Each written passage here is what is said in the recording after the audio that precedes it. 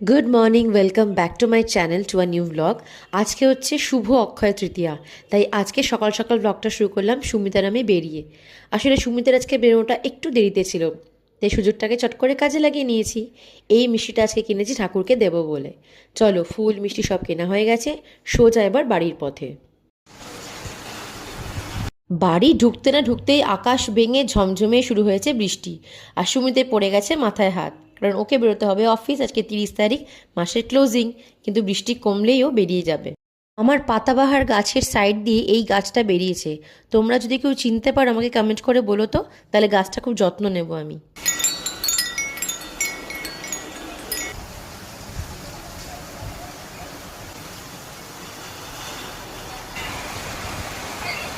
তোমাদের তো সকালবেলাই বললাম যে আজকে 30 তারিখ, শুভ অক্ষয় তৃতীয়া। তাই তোমাদের সকলকে জানাই শুভ অক্ষয় তৃতীয়ার অনেক শুভেচ্ছা। প্রত্যেকের বছরটা ভীষণ ভালো কাটুক, সকলের বাড়িতে সকল মানুষগুলো সুস্থ থাকুক। আজকে কিন্তু যে অক্ষয় তৃতীয়া, সত্যি বলতে আমার একদম খেয়াল ছিল না। কালকে মার কাছে গেছিলাম, তোমার লাস্ট ব্লগটা দেখেছো না, মানে মিনি ব্লগটা। তখন মা আমাকে বললো যে বাবু, কালকে কিন্তু অক্ষয় তৃতীয়া, সুন্দর করে ঠাকুরকে সাজিয়ে গুছিয়ে পুজো দিও। আমি বললাম ভালোই হলো, তাহলে সুমিতকে বলবো কিছু ফুল মিষ্টি ঠাকুরকে জন্য নিয়ে আসতে, সাজিয়ে ঠাকুরকে পুজো দেবো। সকালবেলা ঘুম থেকে ওঠার পর সুমিত বললো আজকে দেরিতে বেরোলেও অসুবিধা নেই, তুমিও চলো আমার সাথে। আমি বললাম বেশ, চলো তাহলে। তো দুজনে মিলে বেরিয়ে ঠাকুরের জন্য ফুল মিষ্টি সব কিছু সাজিয়ে গুছিয়ে কিনে নিয়ে এসেছি। আর দেখো আমার পুজো হয়ে গেল। তোমরা তখন দেখলে যে আমি পুজো করলাম, বাট তার খানিকক্ষণ পর থেকে শরীরটা একটু খারাপ হয়েছে। তো চোখ মুখ দেখে হয়তো বুঝতে পারছো, এটা পেন হচ্ছে, পেটের মধ্যে ভীষণ কষ্ট হচ্ছে।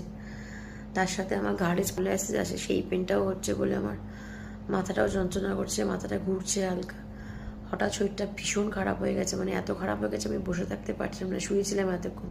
তারপর দেখছি মাথা ঘুরছে, এখন আমরা বসেছি, এত পেন হচ্ছে, তার সাথে মাথাটাও ঘুরছে, আমি মানে জর্জরিত হয়ে গেছি সাডেনলি। একজন দাদা আছে, তাকে সুমিত আমি দুজনে খুব ভালো মতো চিনি, আমার বাড়ির লোকও চেনে। তো সে আসলে ব্যবসার সাথে জড়িত। তো তার বাড়িতে পুজো হয়েছে অক্ষয় তৃতীয়া, তো সেজন্য দেখো মিষ্টি পাঠিয়েছে। আচ্ছা, তোমরা এটা কারা কারা চেনো বলো তো? একটু চেনা লাগছে কি? মহু আন্টির ব্লগে কিন্তু এটা দেখেছো তোমরা। ঠিক ধরেছ, চিকেন স্টামাক ভীষণ ভালোবাসি খেতে আমরা। তো সেটাই আজকে করেছে, বাবা পাঠিয়েছে।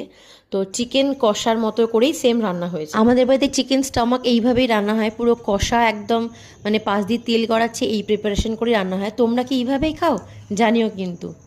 তো যে দাদা মিষ্টি দিয়েছিল সেখান থেকে একটা করে মিষ্টি আমরা নিয়ে নিলাম। আর এই হচ্ছে রান্না, তেল গড়াচ্ছে দেখেছো একবার, এইটা হচ্ছে আমার বাবার স্পেশালিটি। তেল ঝাল মশলাদার রান্না করে আমার বাবা, খেতেও ভালোবাসে আর খাওয়াতেও ভালোবাসে।